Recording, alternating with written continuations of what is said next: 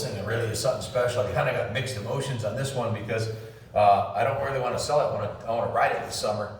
We got a whole collection of Buells in here and all the brand new ones. And this is something about this bike. Justin, our lead tech, has been working on all the Buells. And we had two guys that work on the Buells on our staff here. He said he thought this was the most badass sounding engine of all of them, including the 1190 RSs, which is pretty remarkable because those have Krilla rods and CP forged pistons and everything else. It's the Buell factory race exhaust, and it's the race tuner with the pump gas setting on it so you can ride it on the street. One owner bike owned by a Buell executive. In fact, the guy who owned the whole motor clothing company, Rob Myers, purchases brand new.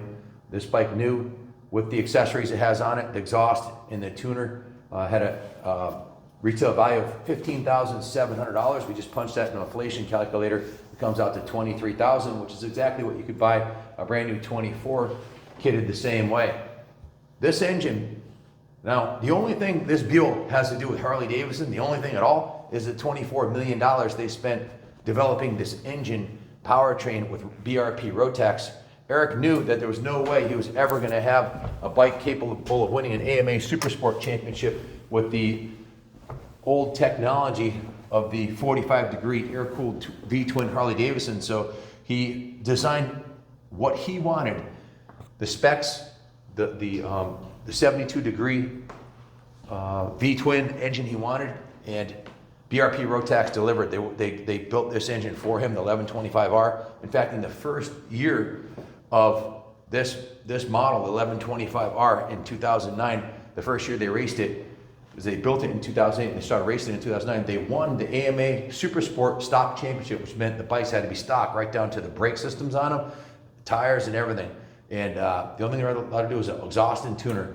And they went out and whipped up on Ducati and the Big Four and everybody else. It was the new power to weight leader. What that means is it had the most horsepower and torque with the lowest weight. It weighs 380 pounds. It has 146 horsepower with 82 foot-pound of torque, but that doesn't tell the whole story.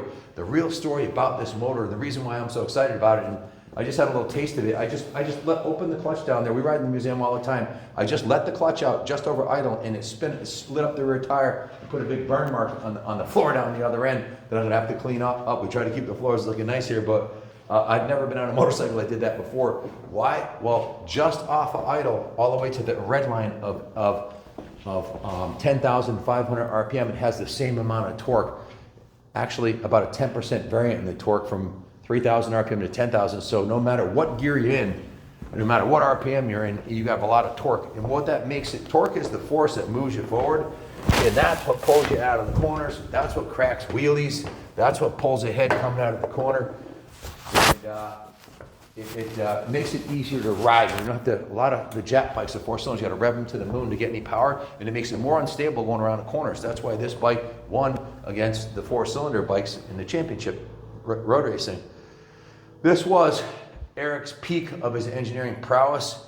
He had spent decades developing his trilogy of technology, which is three things: the centralization of mass, all the weight in this area, the low unsprung weight from the wheels over, in a severely rigid chassis that does not flex or wobble like a lot of the Harley products done going around corners. And look at this chassis. It is a spectacular feat of engineering. Now, he also had another principle that guided his engineering skills, and that was multifunction use for components on the motorcycle. And here's a prime example.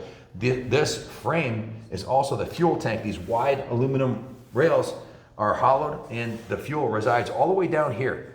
So the fuel is way below where it would normally be, giving you two things. One, the lower centralization of mass, and two, eliminating the need for a fuel tank, which allowed him to put a massive airbox up here. And that was another thing he learned from Cosworth Engineering. In order to produce 150 horsepower out of a 1-liter engine, 1100cc engine, you have to have massive airbox, massive air volume, and he accomplished that with this motorcycle. The unsprung weight, this perimeter brake system is another patented Buell thing. This is an 8-piston caliper. Look at this caliper, it's massive. 375 millimeter or 15.4 inch massive perimeter rotor, and a very, very lightweight wheel. The reason the perimeter rotor allows you to have a very lightweight wheel without much reinforcement. It's a hollow hub right here, is because all of the braking torque is put on the wheel, not on the hub, allowing you to run a super lightweight aluminum wheel.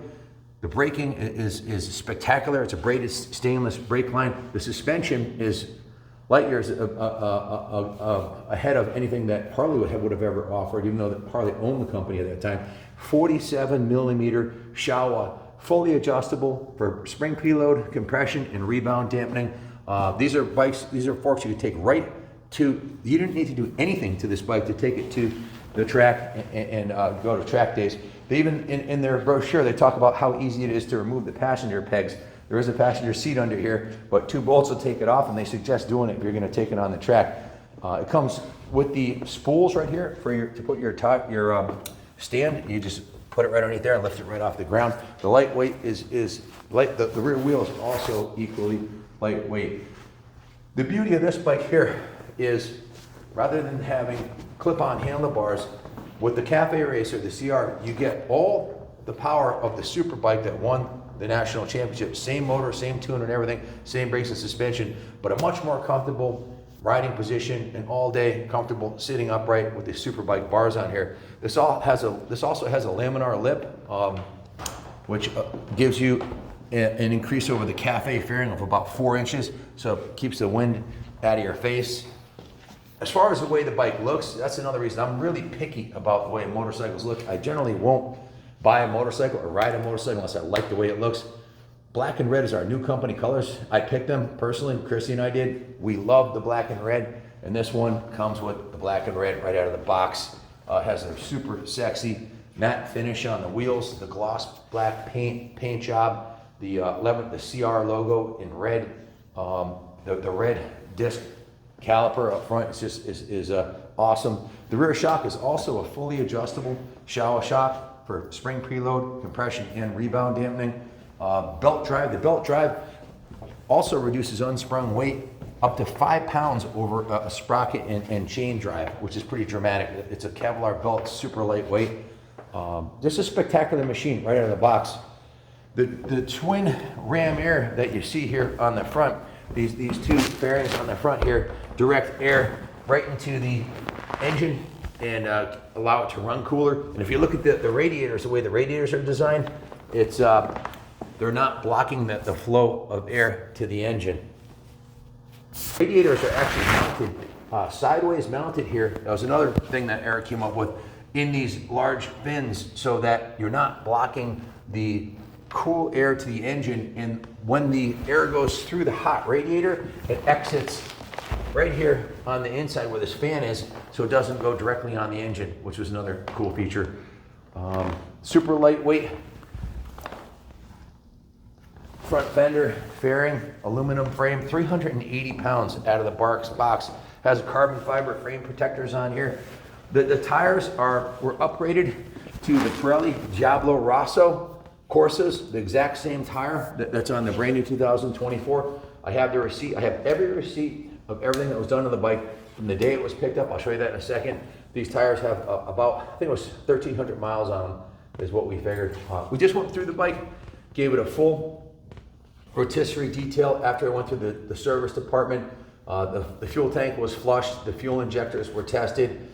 All the fluids in the bike are new. The engine oil, the antifreeze, the brake fluid was flushed front and rear, which needs to be done every few years. And it has a brand new battery on it. So every service, every recommended factory service was done on the bike since it was new. Rob was the original owner. No one's ridden this motorcycle since it was new but him. And you can see 7,601 original one owner miles. Starts and runs beautiful. It sounds wicked. And this is one bike I'm really excited. It's winter now in New England.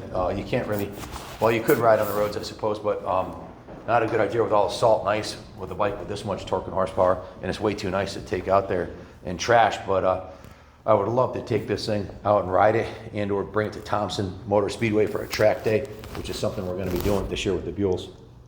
You got to check out the history of Buell motorcycle chart that timeline that Christy and I put together. She put a lot of work into this, and you can see for over 40 years now, Buell's been producing motorcycles, 137,000 motorcycles. I want to show you where the CR fits in it on the timeline. It was at the end, the last year. It's a significant model for a bunch of different reasons.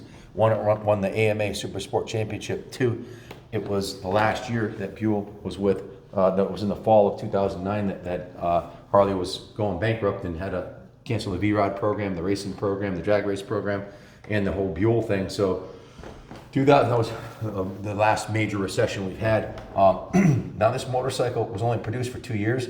If you look closely, you'll see 3,099 models, 3,000 were made over the course of those 2 years. Right here, you'll see that of those 3,099, 2,868 were made in 09. So 51% of them were exported overseas, leaving about 1,400 in the United States. How many are left in this original one owner impeccable condition? Given a full rotisserie detail with all new fluids in it and very low miles, not many, you know, a handful, if that. Most of them are ridden into the ground because they're sport bikes. That's what they're designed to do.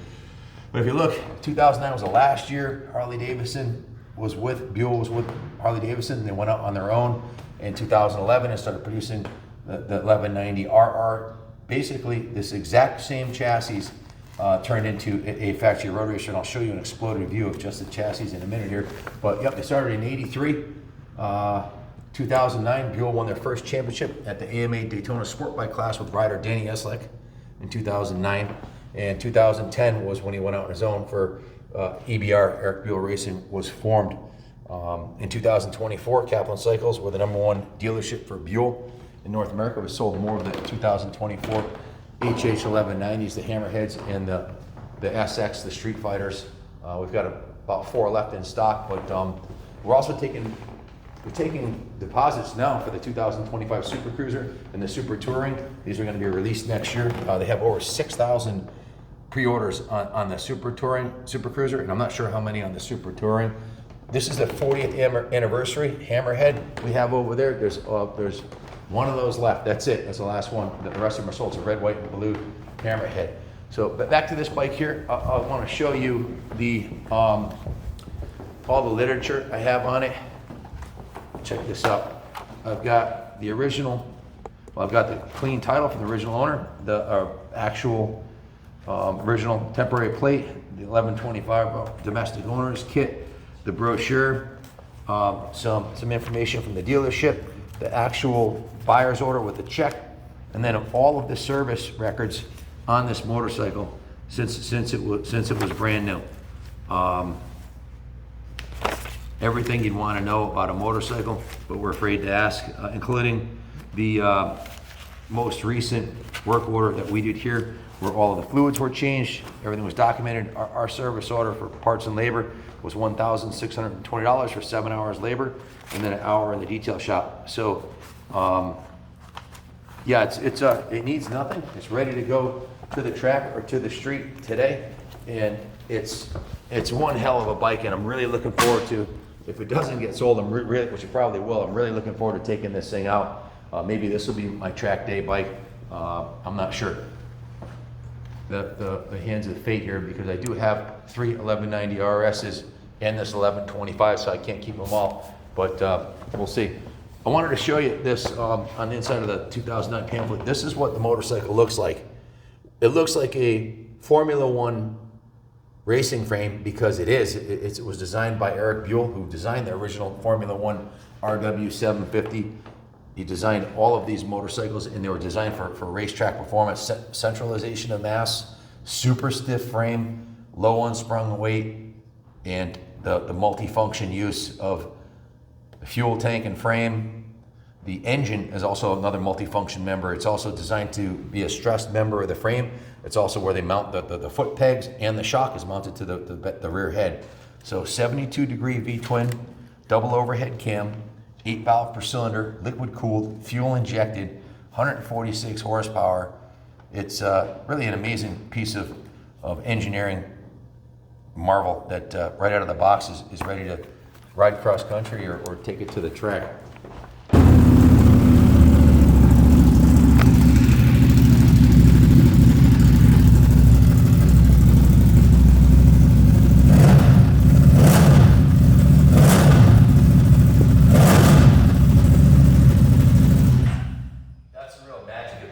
not only is a Formula One inspired frame, a superbike frame, but this engine is a world-class weapon right out of the box. And with this, there's really nothing you have to do to this bike. It's got the pipe, it's got the tuner, and it's ready to go. And I can't wait to ride it. I wish it wasn't wintertime. I'm just dying to take it out for a rip. I've heard a lot of good things about these, and this one is a premium example with full provenance, all the paperwork. The owner was the owner of the Buell Motor Club, the Eric Buell Racing Motor Clothing Company. He had the the catalog to buy the jackets and gloves and boots and helmets and all that stuff. Everything came from them, and this collection of Buells he would actually bring to the events and display with the gear. So he was a Buell, obviously a dyed-in-the-heart Buell guy. He had 3 of the 1190 RSs, this 1125 CR. He had a Ulysses, an S1 Lightning. The S1 Lightning, sadly, that just sold yesterday. That was my number one pick for my first track bike. So now it's looking like this 1125 CR or possibly the one of the 1190 RSs. I'm just not sure if I want to take a $46,000 super bike out on the track until I get the hang of it. But as far as the value of the Buells go, they're been completely depreciated at this point, and they're going up in value now. So as far as investment wise, compared to buying a new bike, as soon as you roll it off the lot, it starts losing value. These are going up in value. I believe they're undervalued, and they're spectacular machines that are going to be going up in value. Spectacular American-made sport bikes, which there's only one, Buell. Harley's never made anything that even comes close to this. So if you have any questions about it, give us a call, 860-454-7024. We can finance it. We can ship anywhere in the world for you, and we do take trade-ins. Well, if you have another Buell or any other brand, we're a multi-brand dealership. We're number 1 in North America for Buell, Stark, and Gas for a reason. We stand behind the products we sell, and we sell some primo stuff. So this is a outstanding motorcycle. If you're interested, give us a call. Thanks for watching. God bless America.